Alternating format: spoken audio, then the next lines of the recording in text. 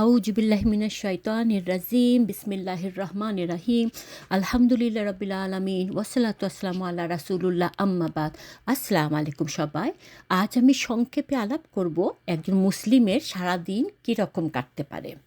I mean একেকজন একেক রকম করে কাটায়, বাট ইসলামিকভাবে দিনের পথে থেকে কিভাবে কাটানো যায় সেটাই বলবো। প্রথমত ফজরের আজানের সঙ্গে সঙ্গে ঘুম থেকে জেগে ওঠা এবং ঘুম থেকে উঠে এই দোয়াটি পড়া, আলহামদুলিল্লাহিল্লাজি আহিয়ানা বাদা মা আমাতানা ওয়া ইলাইহিন নুসুর। মানে হচ্ছে সে আল্লাহর জন্য সকল প্রশংসা যিনি মৃত্যুর পর আমাদের জীবন দান করলেন এবং তারই দিকে আমাদের পুনরুত্থান। মানে ঘুমালে তো মৃত্যুর কাছাকাছি চলে যায়। তারপর ইস্তেঞ্জা করা মানে পবিত্রতা অর্জন করা। শরীয়তে ইস্তেঞ্জার উপর বিশেষ তাগিদ প্রদান করা হয়েছে। এটা অবহেলা করাকে বড় গুনাহ এবং কবরে আযাবের কারণ বলেও উল্লেখ রয়েছে। ইবনে আব্বাস রাদিয়াল্লাহু তাআলা থেকে বর্ণিত, তিনি বলেন রাসূল করিম সাল্লাল্লাহু আলাইহি ওয়াসাল্লাম একবার দুটি কবরের পাশ দিয়ে যাচ্ছিলেন। এমন সময় বলেন, এই দুইজন মুদ্রার উপর আযাব হচ্ছে। এই আযাব কোনো কঠিন কারণে নয়। এদের মধ্যে একজন পেশাবের পর ভালো মতো পবিত্রতা অর্জন করতো না, সহিহ বুখারী হাদিস নাম্বার 218। আরেকজন হচ্ছে অন্যের কথা কান পেতে শুনে লাগাতো, যেটাকে চুগলখড়ি বলা হয়। তো বাথরুমে ঢোকার সময় এই দোয়াটা মোটামুটি সবারই জেনে রাখা উচিত। ছোট্ট একটা দোয়া, বিসমিল্লাহ প্রথমে বলে বা একসাথে বিসমিল্লাহি আল্লাহুম্মা ইন্নী আউযু বিকা মিনাল খুবুসি ওয়াল খাবাইস। হে আল্লাহ, আমি মন্দ কাজ শয়তান থেকে আপনার কাছে আশ্রয় প্রার্থনা করছি। বাথরুমে প্রবেশ করার সময় বাম পা দিয়ে প্রবেশ করতে হয় এবং বাথরুম থেকে বার হওয়ার সময় ডান পা দিয়ে বার হতে হয়। এবং বেশ কয়েকটি দোয়া আছে, ছোটোটা হচ্ছে গফরানাকা, হে আল্লাহ আমাকে মাফ করে দিন। মুখ পরিষ্কার করা, ঘুম থেকে জেগে আজান নামাজের আগে, কোনো মজলিসে যাওয়ার আগে, কোরআন হাদিস পাঠ করার আগে মিসওয়াক করা বা ব্রাশ দিয়ে মুখ পরিষ্কার করা মুস্তাহাব। তবে ব্রাশ দিয়ে মিসওয়াকের সমান সোয়াব পাওয়া যাবে না, কেননা মিসওয়াকের মাঝে দুটি সুন্নাহ রয়েছে। এক হচ্ছে দাঁত পরিষ্কার করা, দুই হচ্ছে গাছের ডাল দ্বারা পরিষ্কার করা। তবে হ্যাঁ, ব্রাশ দিয়ে মুখ পরিষ্কার করলে শুধু দাঁত পরিষ্কারের সুন্নাত আদায় হবে, গাছের ডাল দিয়ে পরিষ্কারের সুন্নাত আদায় হবে না, যদিও কেউ কেউ বলছেন হবে। অজু করা, অজুকে নামাজের চাবি বলা হয়েছে। রাসূল করিম সাল্লাল্লাহু আলাইহি ওয়াসাল্লাম বলেছেন, নামাজের চাবি হচ্ছে পবিত্রতা। আবু দাউদ হাদিস নাম্বার 61। তাই অজুর ফরজ, সুন্নাত, মুস্তাহাব ইত্যাদির প্রতি ভালোভাবে খেয়াল রেখে অজু সম্পন্ন করা উচিত। তারপর ফজরের নামাজ পড়া, প্রথমে 2 রাকাত সুন্নাতে মুআক্কাদা আদায় করা, অতঃপর ফজরের 2 রাকাত ফরজ নামাজ আদায় করা। কোনো কারণে ফজরের আগে সুন্নাত পড়তে না পারলে সূর্য উঠে যাওয়ার পরে পড়ে নিবে। ফরজ নামাজ বা জামাতের পর এই সুন্নাতের জন্য দাঁড়ানো যাবে না। আর সূর্যোদয় অবস্থায় নামাজের জন্য দাঁড়ানো যাবে না, বরং সূর্যোদয় কিছুক্ষণ পর নামাজে দাঁড়াতে হবে। ফজর নামাজ পড়া অবস্থায় সূর্য উঠে গেলে সেই নামাজ সূর্যোদয়ের পর কাজা পড়ে নিতে হবে। তবে এটা নিয়ে ডিসপিউট রয়েছে। অনেক আলেমের মতে ঘুম থেকে উঠে সোজা নামাজে দাঁড়াবে, তখন সূর্য উঠছে কি না ইট ডাজন্ট এনি ম্যাটার। নিষিদ্ধ টাইম, ফরবিডেন টাইমটা এখানে কোনো ম্যাটার না, দাঁড়ায় যেতে হবে। এমনকি শুধু আল্লাহ আকবার বলে হাত বাঁধা ওই পর্যন্ত যদি কেউ সূর্য ওঠার আগে পায়, তাহলেও সে পুরা নামাজ পেল। আল্লাহু আলাম। ফজরের নামাজ পড়ার পর ফজিলতপূর্ণ অনেক আমল রয়েছে, যেগুলো পরে মুমিন বান্দা নানা রকম উপকার লাভ করতে পারে। এখানে কিছু আমি এখন উল্লেখ করব। 1 নাম্বার, আয়াতুল কুরসি পড়া। এটা সবাই জানি, ফরজ নামাজে পর আয়াতুল কুরসি পড়ার কথা। রাসূল করিম সাল্লাল্লাহু আলাইহি ওয়াসাল্লাম বলেছেন, যে ব্যক্তি প্রত্যেক ফরজ নামাজের পর আয়াতুল কুরসি পাঠ করবে, তার জান্নাতে প্রবেশের পথে মৃত্যু ছাড়া আর কোনো অন্তরায় থাকবে না। সুবহানাল্লাহ। সূরা বাকারার 255 নম্বর আয়াতটি হচ্ছে আয়াতুল কুরসি। এটা মোটামুটি আমরা সবাই জানি, শিখে নেওয়ার চেষ্টা করবেন, সারা জীবন পড়তে পারবেন ইনশাআল্লাহ। এই আয়াতটা পড়তে বড় যে 1 মিনিট লাগে।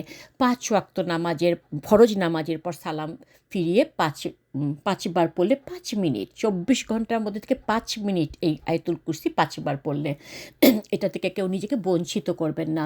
আল্লাহর সন্তুষ্টি লাভের দোয়া, যেই ব্যক্তি সকাল সন্ধ্যায় 3 বার করে এই দোয়াটা পাঠ করবে, কিয়ামতের দিন আল্লাহ তাকে সন্তুষ্ট করবেন। তিরমিজি হাদিস নাম্বার 3389। কোন দোয়াটা? দোয়াটা হলো, রদ্দিতু বিল্লাহি রাব্বা ওয়া বিল ইসলামি দীনা ওয়া বি মুহাম্মাদিন নাবিয়্যা। আমি আল্লাহকে রব হিসাবে, ইসলামকে দিন হিসাবে এবং মুহাম্মদ সাল্লাল্লাহু আলাইহি ওয়াসাল্লামকে নবী হিসাবে পেয়ে যথেষ্ট।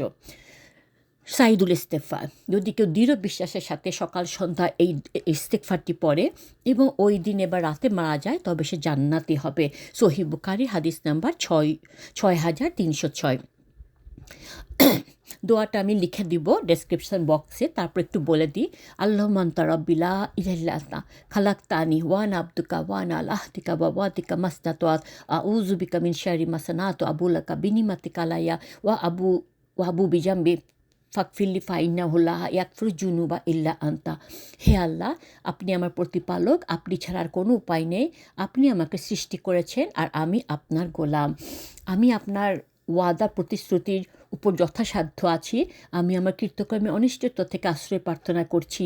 আমি আমার উপর আপনার অনুগ্রহ স্বীকার করছি, আবার আমার গুনার কথা স্বীকার করছি। অতএব হে আল্লাহ, আমাকে ক্ষমা করে দিন, কেননা আপনি ছাড়া আর কেউ গুনাহসমূহ ক্ষমা করতে পারবে না। আমিন। জাহান্নাম থেকে মুক্তির দোয়া। যে ব্যক্তি ফজর এবং আসরের পর, কেউ কেউ বলেছেন মাগরিবের পর 7 বার এই দোয়াটি পাঠ করবে, ওই দিন বা রাতে মৃত্যু হলে সে জাহান্নাম থেকে মুক্তি লাভ করবে। আবু দাউদের হাদিস নাম্বার 5079। দোয়াটি হচ্ছে আল্লাহুম্মা আজিরনি মিনান নার। হে আল্লাহ, আমাকে জাহান্নাম থেকে মুক্তি দান করুন। তবে কেউ কেউ এটাকে হাদিসটা জয়ীফ বলছে, আল্লাহু আলাম। রোগ ব্যাধি থেকে হেফাজতের দোয়া। রাসূল করিম সাল্লাল্লাহু আলাইহি ওয়াসাল্লাম একটা দোয়া পড়তেন, আবু দাউদের হাদিস নাম্বার 1558। দোয়াটা হলো 1554। দোয়াটি হলো আল্লাহুম্মা ইন্নী আউযু বিকা মিনাল বারাসি ওয়াল জুনুনে ওয়াল জুজামি ওয়া মিন সাইয়্যিল আসকাম। অর্থাৎ, হে আল্লাহ, আমি আপনার কাছে আশ্রয় প্রার্থনা করছি শ্বেত রোগ, উন্মাদনা, পাগল হওয়া, কুষ্ঠরোগ এবং সব ধরনের দুরারোগ্য ব্যাধি থেকে। এই দোয়াটা সবাই শিখে নেওয়ার চেষ্টা করবে ইনশাআল্লাহ। সূর্যোদয়ের পর 10-15 মিনিট বা 15-20 মিনিট অতিবাহিত হওয়ার পর ইশরাকের নামাজ পড়া সুন্নাহ। ইশরাকের নামাজ 2 রাকাত থেকে 12 রাকাত পর্যন্ত আপনি যেটা পড়তে চান। এর নিয়ম সাধারণ নফল নামাজের মতোই। এই নামাজ পড়ার দ্বারা একটি পূর্ণ হজ ও ওমরার সওয়াব পাওয়া যায়। সব সগীরা গুনাহ মাফ হয়ে যায়। এই 2 রাকাত নামাজ সবসময় না পারলেও প্রায় পড়ার চেষ্টা করবেন ইনশাআল্লাহ। ফজরের ফরজ সালাত জামাতে আদায় করার পর পুরুষদের মসজিদে বসে থাকতে হবে, বা মুসল্লায় মানে জায়নামাজে আর কি, ওখানে বসে থাকতে হবে, কোনো প্রয়োজন ছাড়া উঠা যাবে না। আর মহিলাদের যদি ঘরের নামাজ পড়ে, তারা জায়নামাজে বসে থাকবেন। কারো যদি পিঠে ব্যথা থাকে, যিনি চেয়ারে সালাত আদায় করেন, তিনি চেয়ারে বসে থাকবেন। এই অবস্থায় সকাল সন্ধ্যা নিয়মিত জিকির আজকার, কোরআন তেলাওয়াত করা, দোয়া করা, মোনাজাত করা, দরুদ পাঠ ইত্যাদি ইবাদতগুলো করতে হবে। উল্লেখ্য যে এই সময়টাতে মসজিদে জোরে জোরে সম্মিলিত হবে জিকির করা কিন্তু যাবে না, সেটা বেদাত। কোরআন ও হাদিসের বই বা সহিহ হাদিস ভিত্তিক যে কোনো বই পড়া যাবে, যেগুলো শিক্ষা দেওয়া হয়, এগুলো পড়া যাবে। এইভাবে যতক্ষণ পর্যন্ত না সকালের বেলা উঠে সালাতের জন্য নির্দিষ্ট ওয়াক্ত শেষ হচ্ছে, ততক্ষণ পর্যন্ত এভাবে অপেক্ষা করতে হবে। এই সময়টা হচ্ছে সূর্যোদয় থেকে 15-20 মিনিটের মতন। রাসূল সাল্লাল্লাহু আলাইহি ওয়াসাল্লাম বলেছেন, যখন একটা উট বা তুম্বার বাচ্চা গরম বালু পায়ে অনুভব করে, হুইচ ইজ 15 থেকে 20 মিনিট ধরতে পারেন। এই সময়টা পার হয়ে গেলে আপনি ইশরাকের নামাজ পড়বেন। মোবাইলে প্রেয়ার টাইম সফটওয়্যার দেখে, টেলিভিশন বা ঘড়ি, যাই হোক, যেভাবে হোক, টাইমটা খুব সহজে বের করা যায় আজকাল।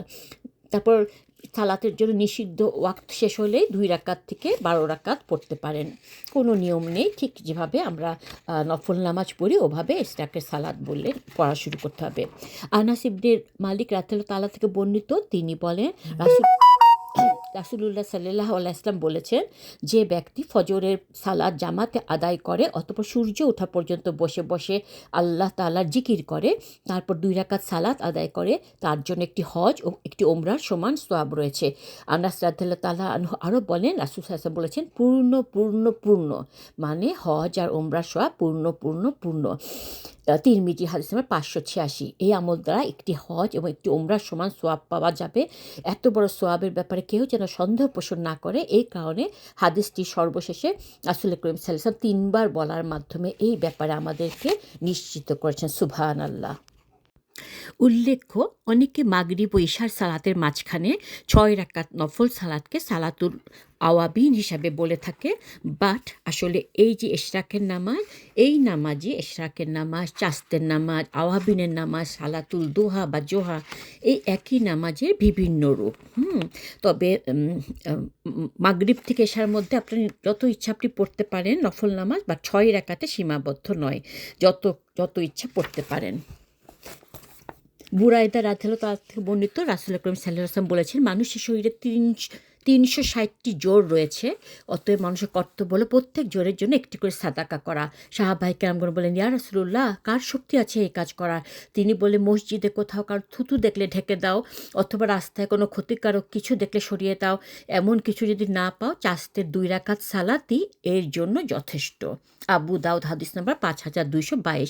এই হাদিসটি মূলত চাস্তের সালাত বা সালাতুল দোহা বা আওয়াবিনের নামাজ যাই বলেন, এটা গুরুত্ব আর মাহাত্ম্যর কথাই তুলে ধরে। এর থেকে আরও বোঝা যায় চাস্তের সালাত মানে সালাতুল দোহা 360টি সাদাকার সমতুল্য। সুবহানাল্লাহ। আবু হুরায়রা রাদিয়াল্লাহু থেকে বর্ণিত, উনি বলেন, আমার বন্ধু মুহাম্মদ সাল্লাল্লাহু আলাইহি ওয়াসাল্লাম আমাকে 3টি বিষয় আমল করার উপদেশ দিয়েছেন। 1, প্রতি মাসের প্রথম 3 দিন রোজা রাখা। ভুল বলেছি। প্রতি মাসে 3টি নফল রোজা রাখা। 2, চাস্তের নামাজ আদায় করা। এবং 3, ঘুমাতে যাওয়ার পূর্বে বেতিরের সালাত আদায় করা। সহিহ বুখারী হাদিস নাম্বার 274 এবং সহিহ মুসলিম হাদিস নাম্বার 1560। রাসূল করিম সাল্লাল্লাহু আলাইহি ওয়াসাল্লাম আরও বলেন, যে চাস্তের সালাত আদায় করতে পারল না অথচ করার নিয়ত ছিল জোহরের 12 রাকাত সালাতের পর 2 রাকাত নফলই তার জন্য যথেষ্ট হবে। চাস্তের নামাজটা একটা উপহার স্বরূপ, একটা বোনাস আমাদের জন্য। এই সালাত আদায় না করলে কেউ গুনাহগার হবে না, তবে এটা পড়লে অনেক সোয়াবের ব্যাপার। বাট মাঝে মাঝে ছেড়ে দিতে হবে, কারণ এটা ফরজ নামাজ না, যেন রেগুলার করতে হবে। আল্লাহ আমাদের তৌফিক দান করুক, আমিন সুম্মা আমিন। এই নামাজ পড়ার পরে নাস্তা পানি যা খাওয়ার খেতে পারেন। জীবন জীবিকার তাগিদে যার যা দুনিয়াদারি কাজে নেমে পড়া, দায়িত্ব পালনে যত্নবান হওয়া, কাজে ফাঁকি না দেওয়া, যার যার কাজ ইসলামী বিধানগুলো খেয়াল রাখা। হতে পারে তা ব্যবসা বাণিজ্য, চাকরি বাকরি বা অন্য যে কোনো পেশার কাজ, তবে সব কাজই ইবাদতে পরিণত হবে যদি ইসলামী নিয়মে করে থাকেন। ঘর থেকে বের হওয়ার দোয়া, যদি ছোট্ট একটি দোয়া আছে, যদি এটা পড়েন তাহলে সবসময় তারা হেফাজতে থাকবে, শয়তানের ধোঁকা থেকে দূরে থাকবে। দোয়াটা হচ্ছে, বিসমিল্লাহি তাওয়াক্কালতু আলাল্লাহ লা হাওলা ওয়ালা কুওয়াতা ইল্লা বিল্লাহ। এতটুকুন দোয়া, আল্লাহর নামে আল্লাহ তাআলার উপর নির্ভর করলাম, আল্লাহর সাহায্য ছাড়া আমাদের আর কোনো উপায় নেই, শক্তিও নেই। এই ছোট দোয়াটা একটু লিখে, কাগজে লিখে দরজাটায় সাটিয়ে রাখুন। ওই দরজা দিয়ে বার হওয়ার সময় পড়বেন। কয়েকদিন পড়তে পড়তে সবার মুখস্থ হয়ে যাবে ইনশাআল্লাহ। ঘরে প্রবেশের সময় সালাম দেওয়া, বিসমিল্লাহ বলা, এটাও রাসূল করিম সাল্লাল্লাহু আলাইহি ওয়াসাল্লামের সুন্নাত। যদিও ঘরে কেউ নাও থাকে, ফেরেশতারা তো আছে, তাই না? আল্লাহ বলেন সূরা নূরের 61 নম্বর আয়াতে, যখন তোমরা ঘরে প্রবেশ করবে তখন সশব্দে সালাম দিবে, এটি আল্লাহর পক্ষ থেকে প্রাপ্ত বরকতময় ও পবিত্র অভিবাদন। রাসূল করিম সাল্লাল্লাহু আলাইহি ওয়াসাল্লাম বলেছেন, কোনো ব্যক্তি তার ঘরে প্রবেশকালে এবং খাবার গ্রহণকালে আল্লাহর নাম স্মরণ করলে শয়তান তার সঙ্গীদের বলে, তোমাদের রাত্রি যাপন ও রাতের আহারের কোনো ব্যবস্থা এই ঘরে আর হলো না। কিন্তু যখন কোনো ব্যক্তি তার ঘরে প্রবেশকালে আল্লাহকে স্মরণ না করে, শয়তান তখন তার সঙ্গীদের বলে, তোমরা রাত্রি যাপনের জায়গা পেয়ে গেলে। আহারের সময় আল্লাহকে স্মরণ না করে, মানে বিসমিল্লাহ না বলে শুরু করলে, শয়তান বলে, তোমাদের রাতের আহার ও শয্যা গ্রহণের ব্যবস্থা হয়ে গেল। সহিহ মুসলিমের হাদিস নাম্বার 2018। জোহরের ওয়াক্ত হলে জামাতের সাথে নামাজ আদায় করা উচিত। ফরজ নামাজের আগে এবং পরে যে সুন্নাতগুলা, সেগুলো গুরুত্বের সাথে আদায় করার কারণ এগুলো সুন্নাতে মুআক্কাদা। জোহরের ফরজ 4 রাকাতের আগে 4 রাকাত সুন্না এবং জোহরের ফরজের পরে 2 রাকাত সুন্না, যদিও আগে 2 রাকাতও পড়ার কথা বলা হয়েছে। এবং দুপুরে খাওয়া দাওয়ার পর কিছু সময় একটু বিশ্রাম নেওয়া, এটাকে কাইলুলা বলা হয়, এটাও সুন্না। একটু গড়াগড়ি করে নিলে, একটু ঘুমিয়ে নিলে। আসরের ওয়াক্ত হলে 4 রাকাত ফরজ নামাজ আদায় করা, সম্ভব হলে এর পূর্বে 4 রাকাত সুন্নাত আছে, সেটাও চাইলে পড়তে পারেন, বাট এটা সুন্নাতে মুআক্কাদা না, এটা সুন্নাতে গায়রে মুআক্কাদা। উত্তম সময় আসরের নামাজ আদায় করা, প্রতিদিন অল্প সময়ের জন্য হলেও দিনই দাওয়াতি কাজ করা, সরাসরি বা ফোনে পরিবার পরিজন, আত্মীয় স্বজন, বন্ধু বান্ধবের খোঁজ খবর নেওয়া, রোজাদার হলে ইফতার সামনে নিয়ে বসে দোয়া করা, সময় মতো ইফতার করা, সকাল সন্ধ্যার যে দোয়াগুলি সেগুলো অবশ্যই পড়ে নেওয়া। এখানেও ডিসপিউট আছে, কেউ কেউ বলছেন আসরের পর পড়াটাকেই সন্ধ্যা বলছে, কেউ কেউ বলছে মাগরিবের পর পড়াটাকে সন্ধ্যা বলছে। যেটাই হোক না কেন পড়ে নেবেন, ভুলে গেলে যখনই মনে হয়, সেটা মাগরিব হোক এশা টাইম হোক, সব পড়ে নেবেন।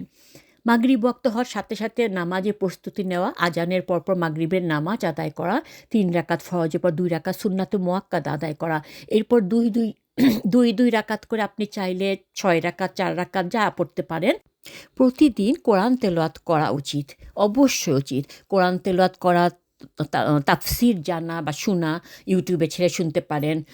রাসূল করিম সাল্লাল্লাহু আলাইহি ওয়াসাল্লাম বলেছেন, তোমরা কোরআন তেলাওয়াত করো, কেননা কোরআন কিয়ামতের দিন তিলাওয়াতকারীর জন্য সুপারিশ করবে। সহিহ মুসলিমে হাদিস নাম্বার 804। যারা কোরআন না পড়তে পড়তে এমনভাবে ভুলে যায় যে দেখেও পড়তে পারে না, তাদের ব্যাপারে হাদিসে কঠিন শাস্তির ধমক এসেছে। তারা কিয়ামতের দিন অঙ্গহানি অবস্থায় আল্লাহর সঙ্গে সাক্ষাৎ করবে। আবু দাউদ হাদিস নাম্বার 1474। আল্লাহ আমাদের এই দলভুক্ত না করুক, আমি যে কোরআন পড়তে জানেন না তাকে শেখার চেষ্টা করতে হবে। পড়তে না পেরে আয়াতের উপর আঙ্গুল ফিরালে তো তেলাওয়াতের সোয়াব পাবে না, কিন্তু কোরআনের প্রতি মহব্বত প্রকাশে সোয়াব আশা করা যায়।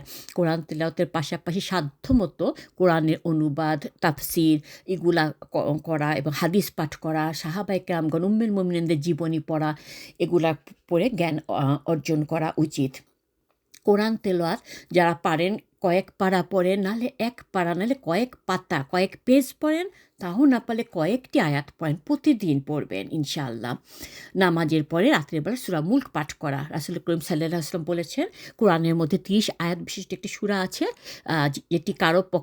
যেটি যে পড়বে তার পক্ষে সুপারিশ করবে এবং তাকে মাফ করে দেওয়া হবে। সেটা হচ্ছে তাবারাকাল্লাযী বিয়াদিহিল মুলক, অর্থাৎ সূরা মুলক। তিরমিজি হাদিস নাম্বার 2891। অলসো রাসূল করিম সাল্লাল্লাহু আলাইহি ওয়াসাল্লাম রাতের বেলা সূরা আস-সাজদাও পড়তেন। ওটাও 30টি আয়াত, ওটাও পড়তে পারেন। এশার পরে খাবার দাবারের পরে আমাদের উচিত একটা নির্দিষ্ট সময়ের মধ্যে ঘুমাতে যাওয়া। ঘুম না এলেও ওই নির্দিষ্ট সময় বিছানায় যায় শুয়ে পড়া। সারা দিনের ভালো মন্দের হিসাব করা, সবাইকে ক্ষমা করে দেওয়া, কারো প্রতি কোনো প্রকার হিংসা বিদ্বেষ পুষে না রাখা, নিজের ভুল ত্রুটির জন্য তওবা করা, আল্লাহর কাছে ক্ষমা চাওয়া, ভালো কাজের জন্য আল্লাহর শুকর আদায় করা, পরবর্তী দিন যে যেন আরও উন্নত হয় সেই চেষ্টা করা, আল্লাহর কাছে সেই জন্য প্রার্থনা করা। আমরা না করে যে কী করি, আমাদের যেমন ওই সময়টায় টিভি দেখার, মোবাইল টিপাটিপি করার, গল্প গুজব করার সময় হয়। এটা আমরা অনেক ভুল করি। আর্লি ঘুমাতে গেলে তাহাজ্জুদ পড়তে উঠতে পারা যায় এবং ফজরের নামাজ কিছুতেই মিস হবে না। তো এই জন্য চেষ্টা করবো আমরা দ্রুত ঘুমাতে যাওয়ার জন্য। এশার পরে বেশি গল্প গুজব করা রাসূল করিম সাল্লাল্লাহু আলাইহি ওয়াসাল্লাম পছন্দ করতেন না। এখন বলবো নিদ্রার আগের আমল, ঘুমাতে যাওয়ার আগের আমলগুলি।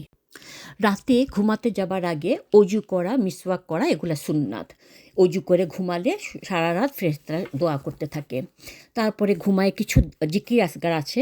আয়েশা রাদিয়াল্লাহু তাআলা থেকে বর্ণিত, নবী করিম সাল্লাল্লাহু আলাইহি ওয়াসাল্লাম প্রত্যেক দিন ঘুমাবার সময় এই দোয়া পড়তেন। কী দোয়া পড়তেন? আল্লাহুম্মা বিসমিকা আমুতু ওয়া আহইয়া। ছোট্ট একটা দোয়া।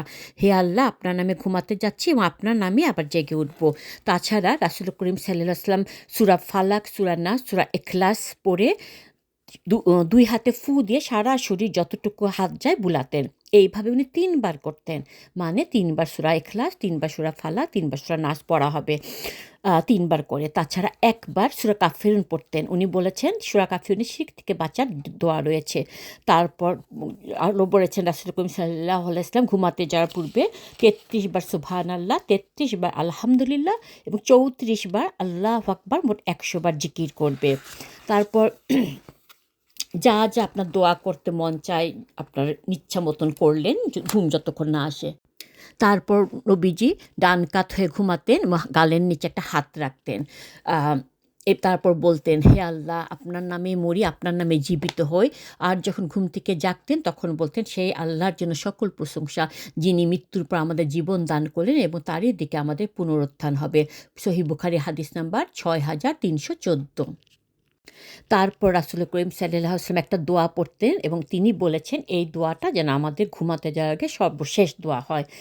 দোয়াটা একটু বড়। আল্লাহুম্মা আসলামতু নাফসি ইলাইক ওয়া ফাওয়াদতু আমরি ইলাইক ওয়া ওয়াজহাতু ওয়াজহিয়া ইলাইক ওয়া আলজাতু জাহরি ইলাইক রগবাতান ওয়া রাহবাতান ইলাইক লা মালজা ওয়া লা মানজা মিনকা ইল্লা ইলাইক আমানতু বিকিতাবিকাল্লাযী আনজালতা ওয়া বিন্নাবিয়্যাকাল্লাযী আরসালতা। আমি এটা লিখে দেব ডেসক্রিপশন বক্সে। এটা হচ্ছে, হে আল্লাহ, আমি নিজেকে আপনার কাছে সঁপে দিলাম। আমার যাবতীয় বিষয় আপনার কাছে শপথ করলাম। আমার চেহারাকে আপনার দিকে ফেরালাম, আমার পৃষ্ঠদেশকে আপনার দিকে ন্যস্ত করলাম। আপনার প্রতি অনুরাগী হয়ে এবং আপনার ভয়ে ভীত হয়ে একমাত্র আপনার নিকট ছাড়া আপনার পাকড়াও থেকে বাঁচার কোনো আশ্রয়স্থল আমার নাই এবং কোনো মুক্তির উপায় নেই। আমি ঈমান এনেছি আপনার নাজিলকৃত কিতাবের উপর এবং আপনার প্রেরিত নবীর উপর। রাসূল করিম সাল্লাল্লাহু আলাইহি ওয়াসাল্লাম যাকে এই দোয়াটি শিক্ষা দিলেন তাকে বললেন, তুমি যদি ওই রাতে মারা যাও তাইলে ফিতরাত অর্থাৎ দিন ইসলামের উপরে তুমি মারা গেলে। ওই রাতে মৃত্যুবরণ করলে ইনশাআল্লাহ তার মৃত্যু ইসলামের উপরে হবে, সুবহানাল্লাহ। তাহলে কি হলো, এই দোয়াটাও সবাই শিখে নেওয়ার চেষ্টা করবেন। এমনকি যেসব মহিলা পিরিয়ড চলছে তারাও এটা ঘুমাবার পূর্বে পড়তে পারবে। রাসূল করিম সাল্লাল্লাহু আলাইহি আরও বলেছে, যখন তুমি বিছানা গ্রহণ করবে তখন নামাজের মতো ওযু করবে, অতঃপর তোমার ডান দিকে কাত হয়ে ঘুমাবে আর এই দোয়াটা পড়বে। দিনের বেলা বিভিন্ন সময় যদি কোনো কাজ না থাকে, আজাইরা এদিক ওদিক ঘোরাঘুরি করা উচিত না। এতে কিছু না কিছু পাপ বাড়তে থাকে, চোখের গুনাহ, এই গুনাহ, সেই গুনাহ। তার থেকে বাকি সময়টা নিজের ঘরে থাকাই চেষ্টা করব আমরা ইনশাআল্লাহ। নিজের গুনার জন্য আল্লাহর কাছে কেঁদে কেঁদে দোয়া করা, অন্যের পাপ নিয়ে আলোচনা না করে নিজের পাপের দিকে দৃষ্টি দেওয়া, অতীতের কৃত পাপের জন্য অনুতপ্ত হওয়া জরুরি। বেশি বেশি করে আল্লাহর কাছে দোয়া করতে হবে, বিশেষ করে যে ফরজ নামাজ, ফরজ রোজা এগুলা যাদের মিস হয়েছে তারা চেষ্টা করবে বেশি করে নফল পড়ার জন্য। কারণ কিয়ামতের দিন যখন ফরজের ঘাটতি হবে, আল্লাহ বলবে, দেখো তো আমার বান্দার কোনো নফল আছে কি না? তখন এই নফলগুলা দিয়ে ওই ফরজগুলার শূন্যস্থান পূরণ করা হবে। এই জন্য সালাতুল তাসবিহ না তো, সালাতুল ইশরাকের সালাত, চাস্তের সালাত, তারপর তাহিয়াতুল মসজিদের নামাজ, তাহিয়াতুল অজুর নামাজ, এইগুলা যে যত পারেন পড়ার চেষ্টা করবেন ইনশাআল্লাহ। যে চোখ আল্লাহর ভয় কাঁদে তার জন্য জাহান্নাম হারাম হয়ে যায়। যে চোখ দিয়ে অশ্রু ঝরে সেই অশ্রু আল্লাহ পাক কিয়ামতের দিন ৭ প্রকার মানুষকে আশ্রয় দিবেন। তাদের মধ্যে এক প্রকার হচ্ছে যারা আল্লাহর ভয়ে কাঁদে। ইবনে আব্বাস রাদিয়াল্লাহু তাআলা আনহু বলেন, আমি রাসূল সাল্লাল্লাহু আলাইহি ওয়াসাল্লামকে বলতে শুনেছি, জাহান্নামের আগুন চোখ দুটিকে স্পর্শ করবে না। মহান আল্লাহর ভয়ে যে চোখ কাঁদে সেই চোখ। আল্লাহ তাআলার রাস্তায় যে চোখ নিরাপত্তার জন্য পাহারা দেয়, নির্ঘুম রাত পার করে, সেও জাহান্নামে যাবে না। তিরমিজি হাদিস নাম্বার ১৬৩৯। আল্লাহ তাআলা সবাইকে এই আমলগুলি করার তৌফিক দান করুক, আমিন। সর্বপ্রথম আমাকে পালন করার তৌফিক দান করুন, আমিন। Excuse me. হে আমাদের পালনকর্তা, আমাদের গুনাহগুলি মাফ করে দিন, আমাদের আত্মাকে প্রশান্ত আত্মা করে দিন, নফসে আমরাকে নফসে মুতাইম্মানে পরিণত করে দিন। শিরক বিদআত পালন করা থেকে, শয়তানের ওয়াসওয়াসা থেকে আমাদের রক্ষা করুন। আমাদের অন্তরে আমাদের দ্বীনি ভাই বোনের উপর কোনো হিংসা বিদ্বেষ রেখেন না। আমার পরিবার ও বংশধরদের কিয়ামত পর্যন্ত দ্বীন ও ইসলামের উপর কায়েম রাখুন। মূর্তি পূজা থেকে বাঁচিয়ে রাখুন। মসজিদমুখী করুন। দ্বীনের দায়ী হবার তৌফিক দান করুন। আমাদের নেক আমলগুলো কবুল করুন। বেশি করে নেক আমল করার তৌফিক দান করুন। আমাদের যার যা প্রবলেম আছে, অসুবিধা আছে, চাহিদা আছে, অভাব আছে, দুঃখ কষ্ট আছে, সবার সব অভাব আপনি পূরণ করে দিন, আমিন। আমাদের উপর রাজি খুশি হয়ে ঈমান ও আমলের সাথে মৃত্যু দেন, আমিন। গাজা বলেন বা আর যে কোনো পৃথিবীর স্থানে মুসলিম ভাই বোন যাদেরকে মুসলিম হওয়ার জন্য অত্যাচার করা হচ্ছে, ঘরবাড়ি থেকে বের করে দেওয়া হচ্ছে, আপনি তাদেরকে উত্তম প্রতিদান দান করবেন দুনিয়া ও আখিরাতে, আমিন। যারা মারা গেছে শাহাদাতের মর্যাদায় কবুল করে নেন। যারা ভাঙা বাসা বাড়িতে গেছে তাদেরকে আবার উত্তম রিজিক, উত্তম পরিবার, উত্তম ঘরবাড়ি ব্যবস্থা করে দিন, আমিন সুম্মা আমিন। দুনিয়ার ফিতনা, খারাপ মৃত্যু থেকে, ঈমান হারা হয়ে যাওয়া থেকে, মৃত্যুর কঠিন যন্ত্রণা থেকে, কবরের আযাব থেকে, ফিতনা থেকে, দাজ্জালের ফিতনা থেকে আমাদের রক্ষা করুন। কিয়ামতের দিন আমাদের ডান হাতে আমলনামা দিয়েন। পুলসারাতের পুল বিজলির গতিতে অক্ষত অবস্থায় পার করে দিয়েন। জাহান্নামের আযাব থেকে রক্ষা করেন। বিনা হিসাবে বিনা আযাবে আমাদের জান্নাতুল ফেরদৌসের শ্রেষ্ঠ বন্ধুদের সাথে জায়গা দিয়েন, আমিন সুম্মা আমিন। শুকর আলহামদুলিল্লাহ আমাদের জীবনে সকল রহমত ও নিয়ামতের জন্য যা আপনি আমাদেরকে দিয়েছেন তা আমাদের মধ্যে সংরক্ষিত রাখুন, কেড়ে নিয়েন না, আমি। ইয়া আল্লাহ, আপনাকে সন্তুষ্ট করে, আপনার জান্নাতকে নিকটবর্তী করে এমন কথা, কাজ, আমল আপনার কাছে প্রার্থনা করছি। ইয়া জালালি ওয়াল ইকরাম, আপনাকে অসন্তুষ্ট করে, আপনার ক্রোধের সৃষ্টি করে এমন কথা, কাজ, আমল থেকে আপনার কাছে আশ্রয় প্রার্থনা করছি। ইয়া আল্লাহ, রাসূল করিম সাল্লাল্লাহু আলাইহি ওয়াসাল্লাম আপনার কাছে দুনিয়া ও আখিরাতে যেসব কল্যাণ প্রার্থনা করতেন আমরাও সেগুলো প্রার্থনা করছি। আর রাসূল করিম সাল্লাল্লাহু আলাইহি ওয়াসাল্লাম দুনিয়া ও আখিরাতে যেসব অকল্যাণ থেকে আপনার কাছে আশ্রয় প্রার্থনা করতেন আমরাও আপনার কাছে সেই অকল্যাণ থেকে আশ্রয় প্রার্থনা করছি, আমি। ربنا آتنا في الدنيا حسنة وفي الآخرة حسنة وقنا عذاب النار ربنا ظلمنا أنفسنا وإن لم تغفر لنا وترحمنا لنكونن من الخاسرين سبحان ربك رب العزة عما يصفون وسلام على المرسلين والحمد لله رب العالمين سبحانك اللهم وبحمدك أشهد لا إله إلا أنت أستغفرك وأتوب إليك.